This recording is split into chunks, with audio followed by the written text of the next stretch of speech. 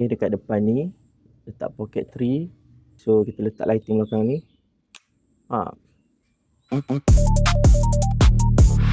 Ulanzi SK21. Ulanzi SK21. So mungkin ada dalam kalangan korang yang tertanya-tanya, kalau korang gunakan DJI Pocket 3 ni dengan Ulanzi SK21, adakah kita boleh buat setup lighting? Jawapannya ialah boleh. Ni kita letak dulu Pocket 3. Yang ni korang adjust lah ikut nak buat macam mana kan. Tapi aku prefer lebih kurang setup yang macam ni lah.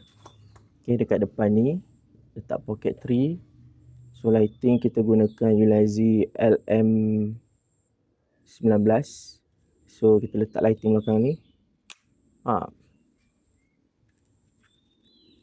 Korang boleh pusing-pusing, pulas-pulas ikut kesesuaian. Tapi jarang lah aku pakai setup yang macam ni. Kalau ada keperluan, ni adalah antara salah satu cara dia lah. So ni Pocket 3, ni adalah lighting. Right? So kalau korang belum lagi dapatkan Ulanzi SK21 ni, korang boleh dapatkan sekarang dekat beg kuning. Ace Vlog In.